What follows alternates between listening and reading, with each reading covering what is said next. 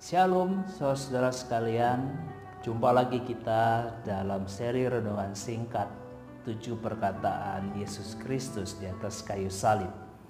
Kalau sebelumnya saudara saya berada di ruang kebaktian GKI Reformit Semarang, kali ini saya berada di salah satu ruang kebaktian anak. Dan saudara, di sekitar saya atau di belakang saya ada berjejer alat pelindung diri face shield namanya, yang kami buat untuk membantu para dokter dan para medis dalam menjaga diri mereka saat berhadapan dengan pasien-pasien yang kita tidak tahu apakah pasien itu terpapar virus COVID-19, dan saudara ini melindungi mereka supaya tidak terkena penyebaran virus COVID-19 ini. Saudara, kami membagikan itu secara gratis ke beberapa puskesmas di Semarang dan juga klinik dan juga beberapa dokter yang membutuhkannya.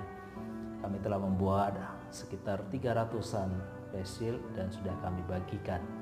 Puji Tuhan, itu dapat kami lakukan dalam peran gereja untuk membantu pemerintah dan juga khususnya para medis dalam menjalankan tugas mereka di garda terdepan dalam menghadapi pandemi COVID-19 ini. Saudara, kembali kepada perenungan kita. Perkataan Yesus Kristus yang keempat ini saya ambil saudara dari Injil Matius pasal 27 ayat 46. Kira-kira jam 3 berserulah Yesus dengan suara nyaring, Eli Eli lama sabatani, artinya, Allahku Allahku, mengapa engkau meninggalkan aku? Saudara, betulkah Allah meninggalkan Yesus Kristus di atas kayu salib? Ada juga saudara orang memakai teks ini untuk mengatakan bahwa Yesus Kristus bukanlah Allah, buktinya Allah saja meninggalkan dia. Saudara, saya tidak ingin masuk dalam polemik akan hal ini. Yang jelas saudara, kita meyakini mulai dari awal sampai akhir dan juga kesaksian para rasul dan apa yang dikatakan oleh firman Tuhan, bahwa kita meyakini Yesus Kristus adalah Allah sejati dan dia adalah manusia yang sejati. Nah, apa yang menarik saudara atau apa hal yang penting yang patut kita renungkan dalam perkataan yang keempat ini? Kembali saudara, ada dua hal yang menjadi poin penting untuk kita renungkan dalam masa sengsara Kristus ini dan juga dalam menghadapi pandemi COVID-19. Yang pertama saudara, realita yang dihadapi oleh Kristus, pengalaman yang dijalani Kristus di atas kayu salib,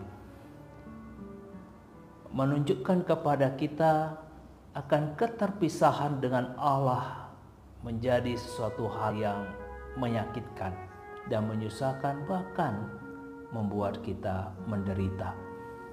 Dosa saudara bukan hanya sekedar kita kehilangan kemuliaan Allah atau kita harus bersusah-susah dalam menjalani kehidupan kita. Tapi dosa saudara mengakibatkan kita terpisah dari Tuhan. Apa akibat dari keterpisahan ini? Keterpisahan ini saudara mengakibatkan kita tidak mempunyai kekuatan apapun dalam menjalani kehidupan.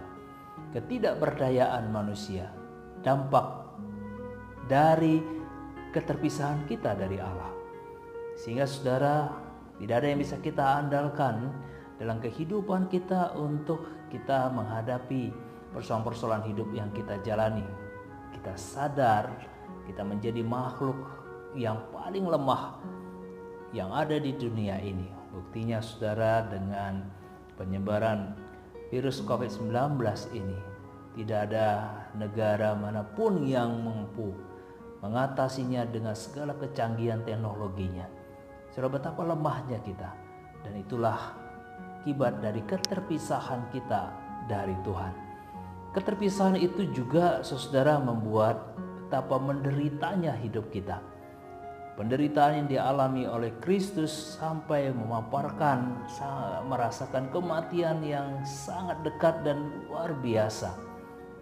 Saudara, dosa bukan hanya sekedar kita kehilangan apa yang kita inginkan dan harapkan, atau saudara kita kehilangan pujian karena dosa yang kita lakukan.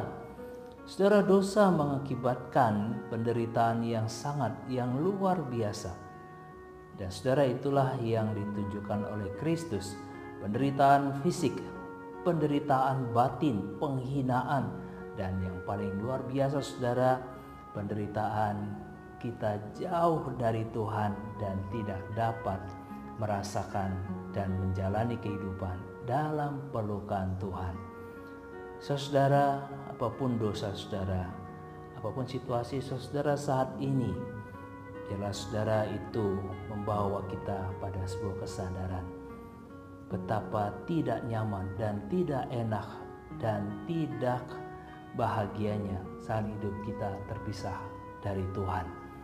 Dan yang kedua saudara, teriakan Yesus Kristus, "Allahku, Allahku, mengapa engkau meninggalkan aku?" Saudara, di sini pun kita melihat kesedihan itu bukan hanya ada pada Yesus Kristus.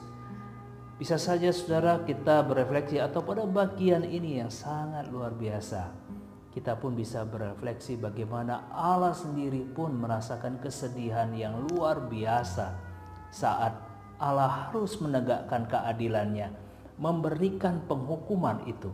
Penghukuman itu bukan karena Allah ingin menghukum kita, tapi karena dosa yang kita lakukan, Allah harus menegakkan keadilannya dan harus menjatuhkan hukuman itu, walaupun Allah sendiri terluka dan merasa sedih karena hukuman itu. Saudara, di sini kita bisa merasakan bagaimana hati Allah yang juga merasakan kepedihan karena hukuman dosa itu. Bapak, Ibu, serta saudara sekalian, dalam teriakan ini kita diajak untuk merasakan kepedihan akibat dari hukuman itu. Pelanggaran dosa bukan hanya sekedar saudara kekilafan, bukan hanya sekedar saudara kesalahan yang dilakukan begitu saja ataupun karena ketidaktahuan kita. Saudara, ada konsekuensi yang sangat besar di sana. Karena itu saudara, mari kita menjaga hati kita, menjaga kekudusan hidup kita, dan terus berusaha untuk memperbaiki hidup kita untuk hidup benar.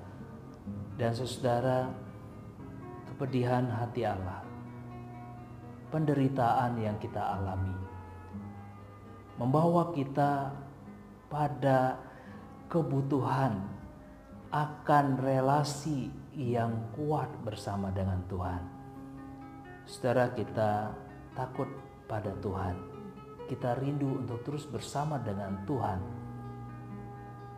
Bukan supaya kita selalu mendapatkan berkat-Nya, tapi karena saudara kesadaran kita tidak bisa apa-apa. Betapa susahnya hidup kita, betapa menderitanya kita ketika kita jauh ataupun terpisah dari Tuhan. Dan perjuangan iman kita untuk terus selalu berusaha dekat dan bersama dengan